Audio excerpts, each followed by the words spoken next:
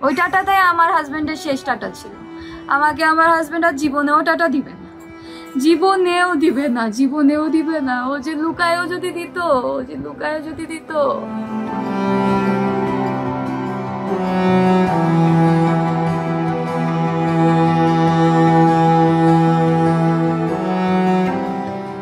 হয় আমাকে নিয়ে থাকতে হবে, না হলে তোমার মাকে 6 মাস তুমি তোমার আরো 2 ভাইয়ের কাছে রাখো, 6 মাস তোমার কাছে রাখো। আমার মা চায় আমাদের ডিভোর্স হোক।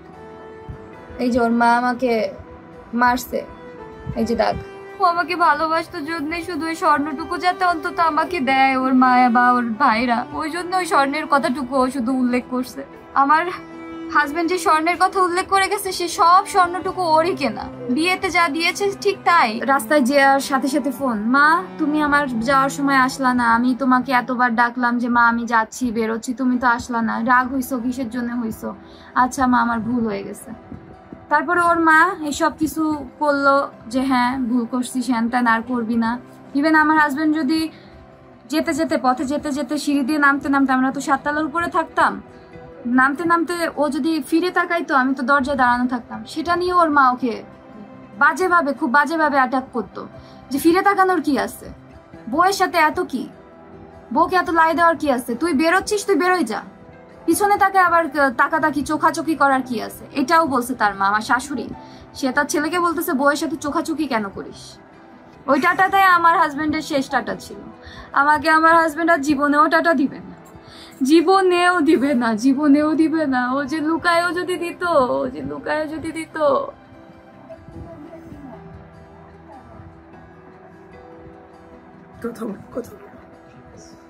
ঠিক আছে আর দরকার আচ্ছা মা এই যে আমি বলি আরেকটু বলো। ওই দিনকে দুপুরে ওর মাকে যখন মানাইলো যে মা আমার ভুল হয়ে গেছে আর টাটা দিব না, তখন ওর মা আরো ব্লেম করলো যে তুই যে বাজার থেকে মাছ আনছিস তোর বউ না মাছের পিসগুলো ছোট করছে, অথচ মাছ কিন্তু কাজের মহিলা ওয়াশ টোয়াশ করে দিয়ে গেছে। আমার ভুলটা কোথায় হয়েছে, আমার শাশুড়ি মা কাজের মহিলাকে বলে দিছে যে আমাকে যেন মাছ টাছ ধরতে না দেয়, দেখতেও না দেয়। কাজের মহিলা মাছ ধুয়ে যাবে, ও ফ্রিজে তুলে রেখে যাবে, উনি ওনার মতো রান্না বান্না করবে। কারণ কি, আমার হাজবেন্ড হচ্ছে মাছের পিসগুলো বড় বড় করে আনতো। সে খুব ভালো ছিল, সে তার মাকে বউকে খুব ভালো রাখার চেষ্টা করতো, প্রত্যেকটা সময় প্রত্যেকটা সেকেন্ডে চেষ্টা করতো তার মাকে আর বউকে ভালো রাখার।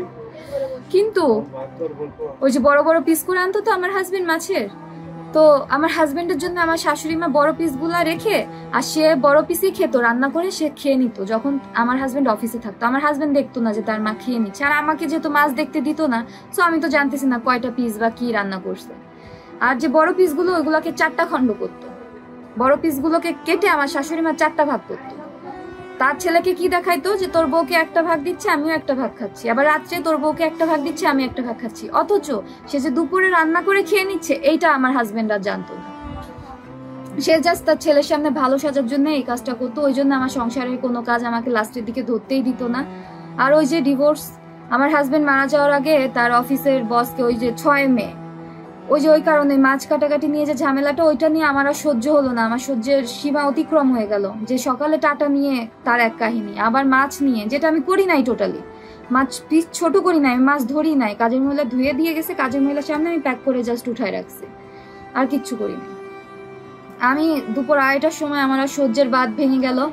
আমি আমার হাজবেন্ডকে বললাম যে আমি আসতেছি, আমি তোমার অফিসে আসতেছি, আমি কথা বলবো, তুমি যদি আমাকে ব্যবস্থা না করো, আমার একটা ডিসিশন দিতে হবে। 2.5 বছরে আমার আর সহ্য হচ্ছে না, আর আমার সহ্য নাই, আমার সহ্যের সীমা লঙ্ঘন হয়ে গেছে, একটা ব্যবস্থা করতে হবে।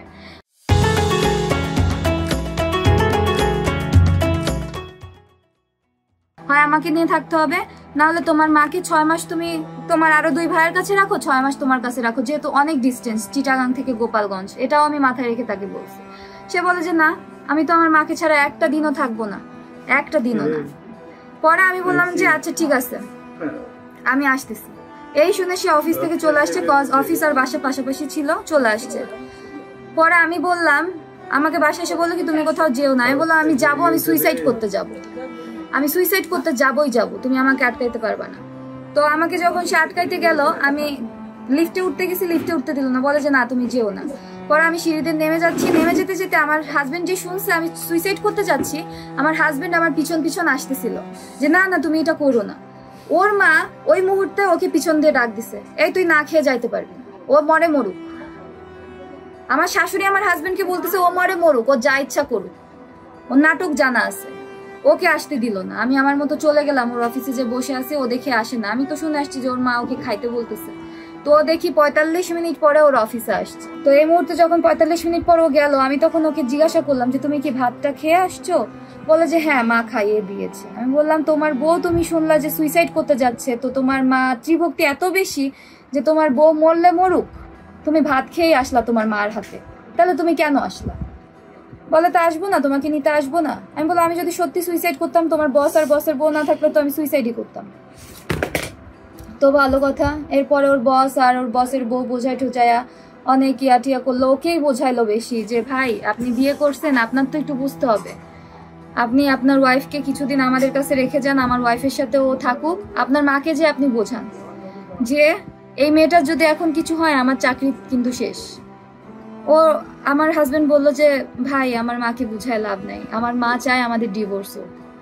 সো এই পজিশনে আমার মাকে ওইটা বুঝায় লাভ নেই যে এই মেয়েটার ক্ষতি হইলে কি হবে না না হবে। আমার মা চায় ওর ক্ষতি হোক, ও মরে যাক বা ও চলে যাক, ওর আমার সাথে ও ডিভোর্স হয়ে যাক।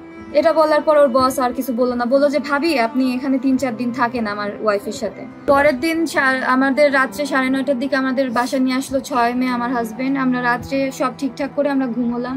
পরের দিন সকালে আমার শাশুড়ি মা আবার শুরু করে দিল, ওই দিনকেই শেষ। ঝগড়া হলো, অনেক চরম পজিশনে ঝগড়া হলো। ওই দিনকে আমার হাজবেন্ডের সাথে আর কথা হয় নাই। এই যে ওর মা আমাকে মারছে, এই যে দাগ।